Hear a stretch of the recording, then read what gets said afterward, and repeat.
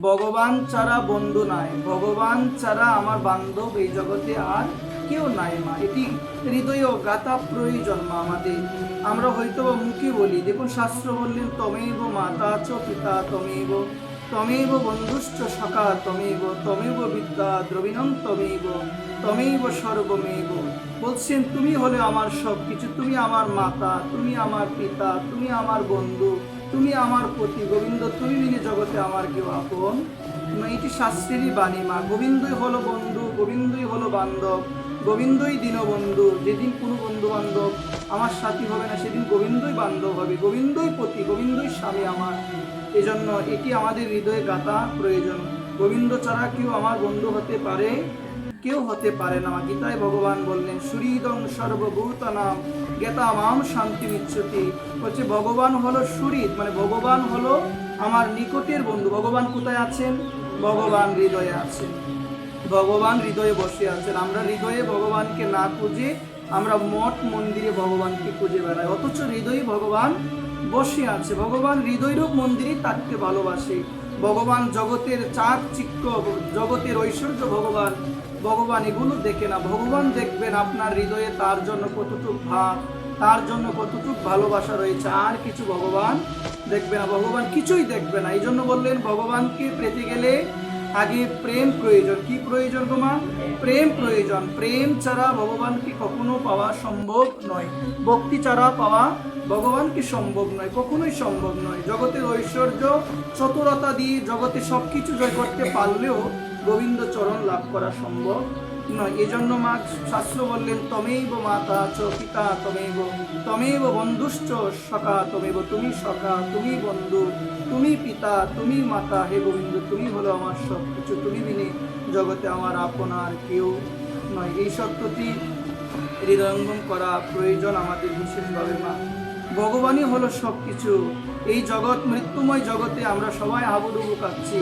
ওই জগৎ থেকে উদ্ধার একমাত্র ভগবানই করতে পারবেন, যদি আমরা সঠিকভাবে সদ্গুরুদেবের তত্ত্বাবধানে থেকে গোবিন্দের নাম গুণকীর্তন আমরা করি, গোবিন্দের নাম গুণকীর্তন করি। যেমন গোপীরা তাদের জীবনের সব কিছু দিয়ে ভগবানকে ভালোবেসেছিলেন, সব কিছু দিয়ে। তাদের মন ছিল সর্বদা গোপালের শ্রীচরণে নিবেদ্য, তাদের মন ছিল গোবিন্দের চরণে নিবেদ্য। সদা সর্বদা তারা গোবিন্দকে স্মরণ করতেন। এবং আমার ভগবান তিনিও অর্জুনকে লক্ষ্য করে আমাদের বললেন, অর্জুন তুমি যুদ্ধ করে যাও, সর্বদা তুমি আমায় স্মরণ করো। ভগবান আমাদের বললেন মা। এই জন্য যে যেখানেই যাই না কেন, যে কোনো জায়গায় থাকি না কেন, আমরা যেন সদা সর্বদা গোবিন্দের নাম স্মরণ করি। সদা সর্বদা যেন সদা সর্বদা ভগবত নাম স্মরণ, ভগবানের কথা স্মরণ মনন, এগুলো যেন আমরা করি। করতে করতে মা আমাদের এই চিত্তরূপ দর্পণ মার্জন হবে মা। আজকে আমি আমার কথাই বলি মা, এই চিত্তরূপ দর্পণ এখনো মার্জন হয় নাই। যদি হতো হিংসা আমার হৃদয়ে থাকতো না, যদি হতো আমার দ্বারা কখনো অন্যের অনিষ্ট চিন্তা হতো, যদি আমার হৃদয় শুদ্ধই হতো, আমি জগতের সবাইকে ভালোবাসতাম। কারণ শাস্ত্র বললেন আমার ভগবান সকলের ভিতরেই আছে। আজকে আমাদের এমন দশা, আমরা সন্ধ্যা আহ্নিক করি, সব কিছু করি, কিন্তু জগতের মানুষের প্রতি আমাদের ভালোবাসা কোনো হলো না। জীব জন্তুর প্রতি তো দূরের কথা, মানে মানুষের প্রতি হলো না। অথচ ভগবান গীতায় বললেন সর্বস্ব চাহং হৃদি সন্নিবিষ্ট, আমি প্রত্যেকটা জীবের হৃদয়ে আছি, সন্নিবিষ্ট অবস্থান করি। তাহলে মা মন্দিরে গিয়ে ঘণ্টা নাড়িয়ে সেবা দিয়ে আর যদি এহেন হিংসা মদে গর্বে গর্বান্বিত হয়ে গিয়ে যদি এহেন কার্য করি মা, তাহলে এই ভগবানকে কখনো কদাপি পাওয়া সম্ভব নয়। এখন তো আমরা শাস্ত্রের বাণীগুলো শুনতেই ভালো লাগে, বলতেই ভালো লাগে, আচরণ করতে আমাদের খুবই কঠিন। শুনতে ভালো লাগে কিন্তু আচরণে আনতে অনেক কঠিন। কিন্তু যাদের চেষ্টা থাকে যে রাধারানী আমায় কৃপা করো, হে গুরুদেব আমায় কৃপা করো, আমার ভিতরে যে হিংসা রয়েছে, হিংসাগুলো যেন আস্তে আস্তে দূরে চলে যায়। কারণ অনন্ত জন্মের পাপ আমার হৃদয়ে রয়েছে, অনন্ত জন্মের ময়লা রয়েছে। একদিনে কি দূরে যাবে? তো একদিনে দূরে যাবে না। এই জন্য চেষ্টাটা থাকা প্রয়োজন।